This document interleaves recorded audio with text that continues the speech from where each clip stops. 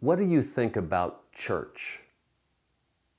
People have different reactions to that word and that thing. What do you think about church? Some people immediately have positive connotations, think of a sweet and lovely place, a kind place, spiritual. But other people, when they think of church, think of judgmental, guilt-producing, hypocritical, officious, boring, irrelevant, lots of negative connotations. Because of my own biography, when I think of church, I think of wonderful things. But that's my own biography. When I was young, my first church that I was a member in, just a member in the church, was St. John's Methodist Church in Des Moines, Iowa. And this little Methodist church was filled with some of my extended family, uncles and aunts, and it just seemed like home. In fact, in this church, they only filled your coffee cup up halfway because you knew a hug was coming and you'd spill coffee if you filled it all the way up. It was just a warm, caring place. Plus, at that time, my dad was president of the Des Moines School Board, and he was trying to desegregate the schools. And my sister and I were bused across town to an all-black school. We were the only two Anglos in the school. And that church was so supportive of that sort of justice work. And the church had a spirit of trying to create equality and friendships. I loved it. But then we moved to Columbus, Ohio, and the next church I was a member of was First Community Church. It was a big church, like 5,000 members, and it had this beautiful sanctuary and high, beautiful choral music and intellectually lush preaching. The worship was gorgeous. And this church called itself the Church of the Infinite Quest. It was a place that was not so much trying to provide answers as be a place you could ask questions about life. You felt like you were on a journey or an adventure of faith. It was also at this church as a teenager that I was introduced to some of the contemplative practices. I began to meditate. And at that church, they really valued some of those contemplative, more mystical practices so that faith became something experiential. I loved it. But then from First Community Church, when I went to college in Boulder, the church I would go to was First Congregational Church, Boulder, Colorado, right off the Pearl Street Mall. Now listen, I was in college. So when I say I went to church there, I went there like twice a year. But I loved it. And at that church, they were so open to other types of spiritualities. In that church, there were a lot of Buddhists and people that were into Native American spiritualities. And there was this idea, I love this, there was this idea that you could be a faithful disciple of Jesus Christ. You could be a fully authentic Christian, but incorporating sensibilities of other religions and being open to other ideas that might inform your walk with Christ. I love that church. Then I went to grad school in Berkeley, and I was a member at the First Congregational Church of Berkeley. Love that church. It was right off Telegraph Avenue, and I was introduced to how even in a Christian community, there could be a type of radicality, a sort of radical social gospel witness. This was around 1990, and we were really involved in LGBTQ, now IA plus, issues and gay liberation. And in 1990, it was a sense that was leading edge and intense, but it was all done within this spirit of compassion, Christian community. I have all these positive connotations with church, and that's the luck of my own biography, but it's not all luck. I'm a cisgendered white male, heteronormative. I'm kind of the category that doesn't take the brunt of when a church becomes hypocritical or discriminatory in some way. So it's not just my biography, it's also my identity, because I'm well aware for many people that don't fit those exact categories, Church can be a place that is a little mean, oppressive, abusive even. I'm well aware of that. And I'm praying these days that we can make church better and better, more gentle, more compassionate for everyone. There are 350,000 churches in America, and this feels like the time with the pandemic and the chaos of our world. This feels like the time we need these 350,000 churches to be special places of love, inclusivity.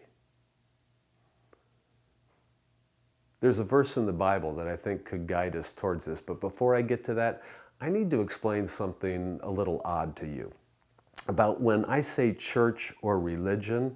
I want to share a little history that I think you might find interesting. I just read a book by a Yale historian that believes modern people like ourselves use the word religion in a way that is completely different than the ancient world. He even claims there was no religion in the ancient world at all. You see, when we say religion, we mean some separate sphere of activity where an individual is seeking their fulfillment and salvation and their voluntary associations. It's a separate sphere. This historian believes in the ancient world, there was no separate sphere of activity called religion.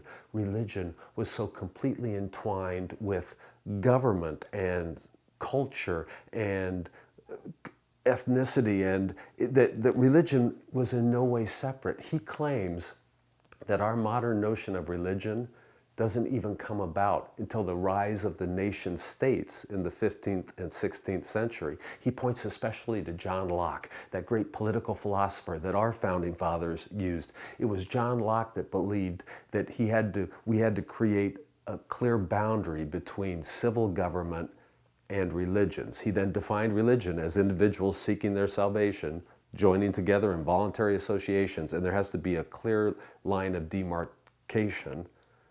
That becomes our modern notion.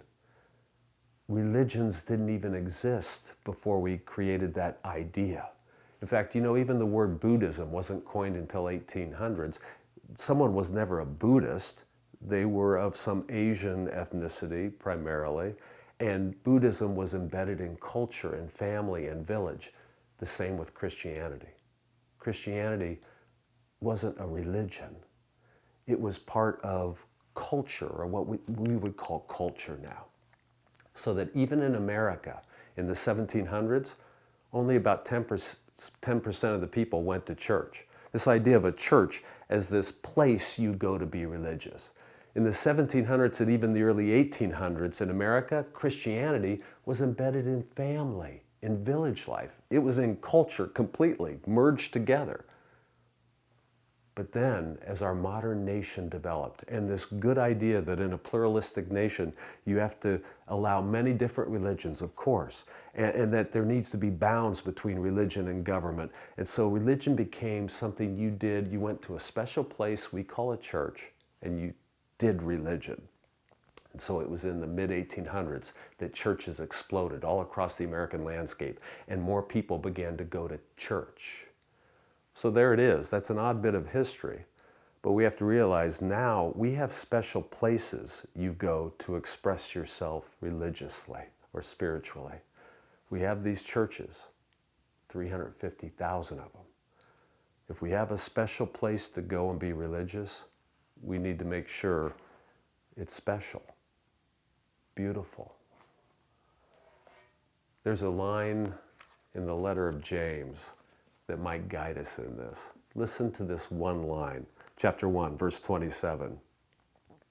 Religion that is pure and undefiled before God, the Father, is this: to care for orphans and widows in their distress, and to remain unpolluted from the world.